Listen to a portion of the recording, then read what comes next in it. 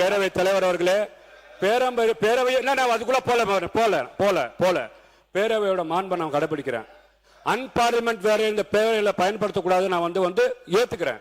நான் கேட்கிறேன், மானிய கோரிக்கைக்குள்ள வந்துருங்க. மானிய கோரிக்கைக்குள்ள வரேன். பாருங்க, பேரவை தலைவர் அவர்களே, ஒரு தவறான வார்த்தை அந்த அவையில பேசினாலே இந்த அவையில இருந்து நீக்கிறீங்க.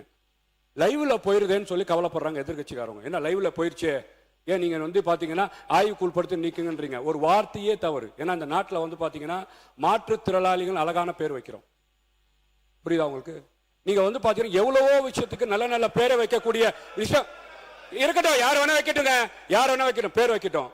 ஆனா நான் ஒரு சமுதாயத்தில் பிறந்திருக்கிறேன், ஒரு சமுதாயம் சார்ந்தவனா இருக்கிறேன். 1999 என்னை பார்த்து, என் சமுதாயத்தை பார்த்து இஸ்லாமிய மக்கள் எவ்வளவு பாதிக்கப்பட்டிருப்பாங்க. என் உணர்வை பேசுறேன், என் உணர்வை பேசுறேன். அண்ணன் தமிழ் அன்சாரியும் பேராசிரியர் ஜவஹர்லால் அவர்களும் இது இல்லாத மாதிரி பேசுறாங்க. தமிழ்நாடு முஸ்லிம் லீக் பேரே பதியப்பட்டிருக்கு.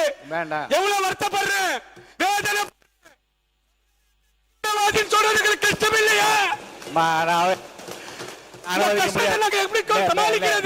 மேற்கொண்டு நான் அனுமதிக்க முடியாது.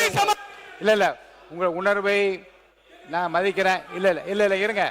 இல்ல மீண்டும் மீண்டும் இல்லைங்க, மீண்டும் 1990 நீங்க ஞாபகப்படுத்தி யாரையும் வேதனைப்படுத்த வேண்டாம், யாரையும் குற்றப்படுத்த வேண்டாம், யாரையும் காயப்படுத்த வேண்டாம். நடந்தது நல்லவையாக இருக்கட்டும், இனி நடக்கப்போது நல்லவையாக இருப்பதற்கு என்ற அந்த கருத்துக்களை மட்டும் மானிய கோரிக்கைகள் பேசுமாறு நான் கேட்டுக்கொள்கிறேன். உறுப்பினர் மானிய கோரிக்கை மீது பேசுங்க.